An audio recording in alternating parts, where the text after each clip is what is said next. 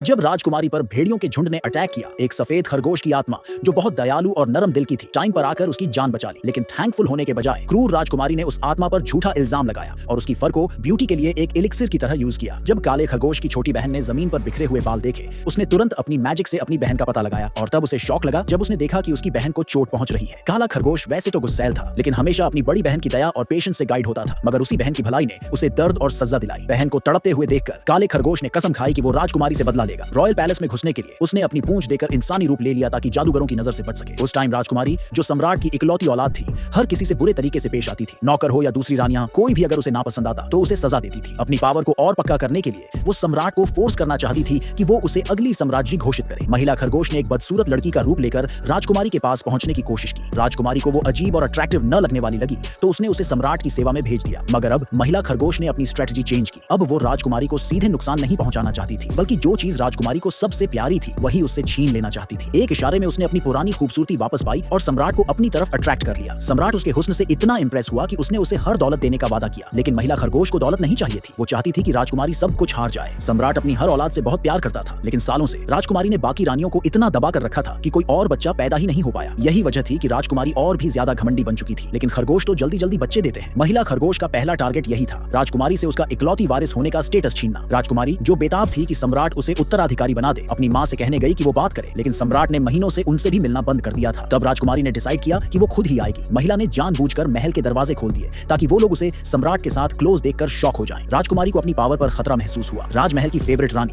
जो सोच रही थी कि वो उस औरत को आसानी से हटा देगी, उसे एक्सपायर्ड कॉस्मेटिक्स का एक बॉक्स गिफ्ट में दे दिया, ये जाने बिना कि वो प्रेग्नेंट है। महिला ने जानबूझकर वो प्रोडक्ट्स अपने फेस पर लगाया और चुपचाप वेट करने लगी। जब वो फेवरेट रानी से मिलने गई, रानी ने उसे इंसल्ट करने की कोशिश की, लेकिन महिला ने जबानी जवाब देते हुए कहा कि सम्राट अब उससे प्यार नहीं करता। रानी गुस्से में आकर उसे थप्पड़ मारती है, जिससे उसका मेकअप रानी के हाथ पर लग जाता है। बिना कुछ नोटिस किए रानी उसे और भी सजा देने की सोचती है, लेकिन तभी महिला अपना मास्क उतार देती है और डिक्लेयर करती है कि अब वो सब कुछ उनसे और राजकुमारी से छीन लेगी। उसने रानी की रैबिट फर से बनी स्कार्फ खींच ली और उसे क्रूर कहकर सबके सामने एक्सपोज कर दिया। रानी ने जवाब में कहा कि जानवरों के लिए इंसानों को गर्म रखना एक ऑनर है। महिला ने अपने दिल में मान लिया कि ऐसे क्रूर लोगों को सजा देना ही सही है। उसकी बहन उससे नाराज नहीं होगी। उसी टाइम नौकरों ने देखा कि रानी के हाथ पर एलर्जिक रिएक्शन हो रहा है। वो दोबारा मारने वाली थी, लेकिन महिला जमीन पर गिर गई जैसे कि उसे मारा गया हो। तभी सम्राट वहां आ गया, महिला को उठाया और तुरंत ऑर्डर दिया कि रानी को उसके चेहरे पर मारो। राजकुमारी डर गई और सम्राट की माँ यानी वारियर की ग्रैंड एम्प्रेस को बुलाया, जो अपनी पोती से बहुत प्यार करती थी। उसने कहा कि भले ही महिला ने कुछ गलत न किया हो, फिर भी उसे राजकुमारी का गुस्सा झेलना पड़ेगा। इस सपोर्ट से हिम्मत पाकर राजकुमारी ने महिला को सम्राट के सामने थप्पड़ मारा और कहा, मैं उसकी इकलौती बेटी हूँ, जो चाहूंगी वो करूंगी। लेकिन जैसे ही वो दोबारा मारने लगी, महिला ने उसका हाथ पकड़ लिया और बोली, जब रॉयल्टी को धोखा देती है। अगले ही पल वो रोते हुए नीचे गिर गई और चिल्लाई कि उसके पेट में बहुत दर्द हो रहा है। पूरा दरबार हैरान रह गया।